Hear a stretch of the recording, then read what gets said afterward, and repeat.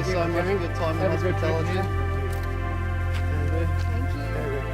Vi forlot Prince Leonard og Hutt River, krysset grensa tilbake til Australia og fortsatte sørover.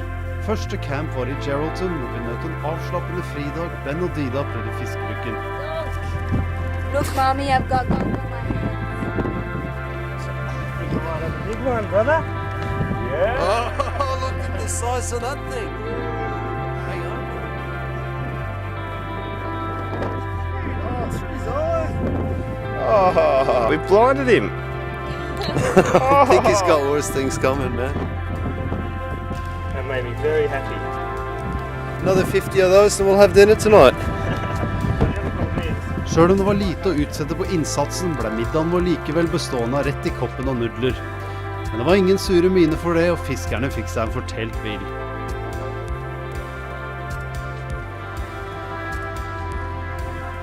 Neste dag møtte vi Ben Clark. Ben underviser lokale grupper og skoler om peak oil, en teori som tar for seg antatte sosioøkonomiske konsekvenser verden vil oppleve når oljeutvinningen avtar. You know, the average person uses about 4 barrels of oil a year for transport and 6 barrels a year for heating and cooling their house and 8 barrels a year for their food production. As a community, we need to work out how we can live without fossil fuels. Etter hvert som de globale oljereservene minsker, vil vi ifølge teorien kunne oppleve en ny og mer omfattende finanskrise enn noensinne. Ifølge de mest ekstreme utsiktene vil den kunne være så hardtslående at dagens økonomiske system vil gå i oppløsning, samtidig som det vil kunne oppstå matmangel også i den vestlige verden.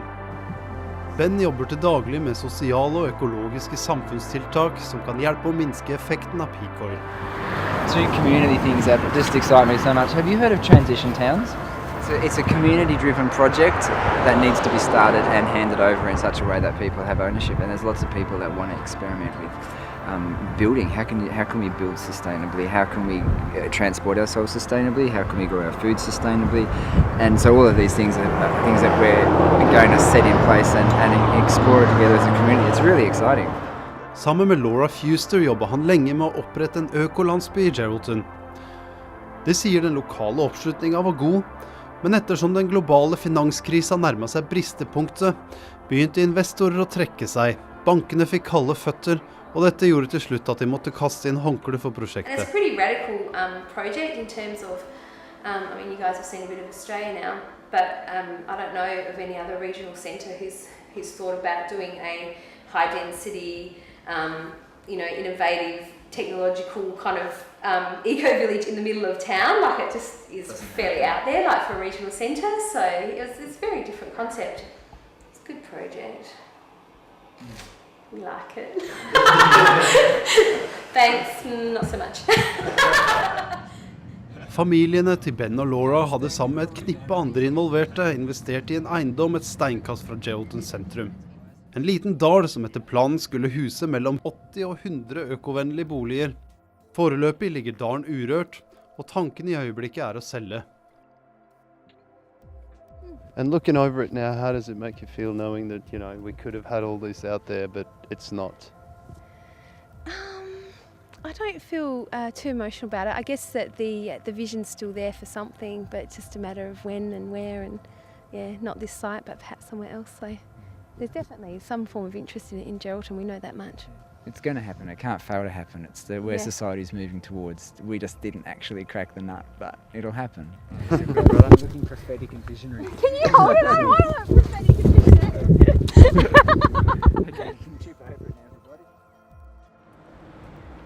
Neste stopp var Chidlow like utenfor Perth.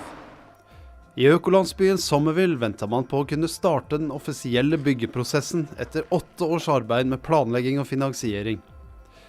Neil Robertson tok oss med på en omfattende tur gjennom det 400 mål store området, hvor etter planen skal bli 100 boliger som skal være selvforsynte med strøm og vann, i tillegg til et landbruksområde og et kommersielt senter med butikker, kaféer og kontorer. There was about 40 families back in 2002 put money into the project, and the amounts varied from $1,000 to maybe about $40,000, and that raised over $1 million to purchase the property. So it was community funded, so at that stage there wasn't any money from the bank. Neil og kona Sarah kom til prosjektet fra Darwin en stund etter å ha startet opp. De hadde vært på leit etter en økolandsby å flytte til, og da de fant Somerville på internett ble de solgt, pakket sakene og reiste sørover. We put money in, we sold our house and we drove down without even seeing the land. But we did a lot of research first. Yeah. You know, we went and visited different places, and from the amount of information that was available on the web, we decided this was the best place. The vision is that we could actually mainstream eco-villages. What we would like to see is lots of eco-villages around the place. We'd like to see this as the normal way of living rather than down in the burbs where you've got your fences up and you don't even know who your neighbour is, you know? It's... Dom og Vida Carlino har vært blant drivkreftene bak Somerville, og selskapet Greenedge som også hadde vært involvert i Geraldton-prosjektet. Somerville hadde tydelig kommet et godt stykke lenger enn Geraldton.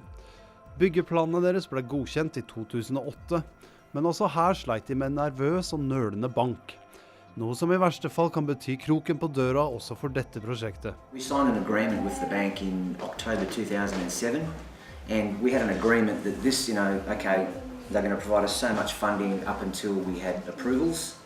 So that's pre-development funding, and then there was a second amount of funding, which is tranche 2, which is the infrastructure funding to actually build everything out there. So we've been negotiating with them now for since July, when we got our final approvals to get our tranche 2 funding. They've really just stalled us off and stalled us off and stalled us off.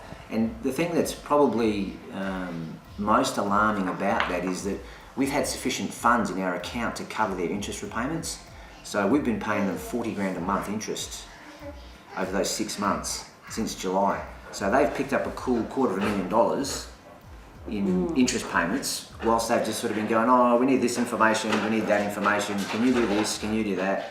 You know, and it's been very frustrating, I suppose.